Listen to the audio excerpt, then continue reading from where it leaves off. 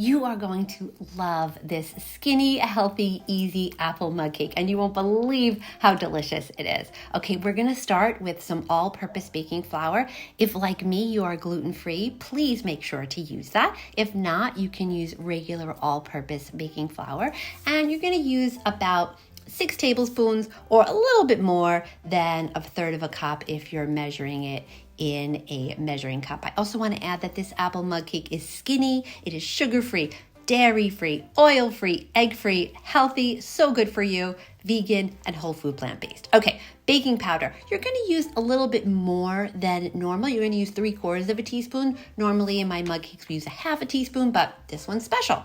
All right, now the star of the show, the applesauce. Mine actually already has cinnamon in my applesauce. If yours doesn't, please add about a teaspoon if you'd like to the mug cake. If, like me, you have cinnamon in your applesauce, then you don't need to worry about adding extra cinnamon, and you can just add 3 tablespoons of applesauce to your apple mug cake. And now you're going to add some vanilla extract. What would cake be without vanilla extract?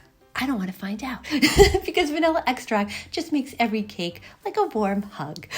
Okay, so you're going to add about a teaspoon of vanilla extract. You're not going to believe what I'm about to say, but you are done with the batter. You're going to give that a really good mix, and then you're going to worry about toppings. I think walnuts on top of this apple mug cake are spectacular, but also I have had about a teaspoon of pecans on top. That's really, really delicious. And also you can add even some peanuts on top, maybe about a teaspoon of peanuts.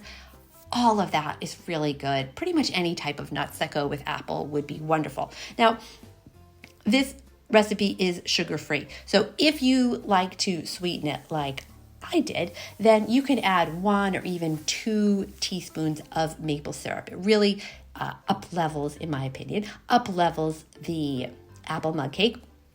You can add that either before or after you microwave it. Now, if you know how to use maple syrup without making a huge mess, please let me know, because I clearly never know how to do that.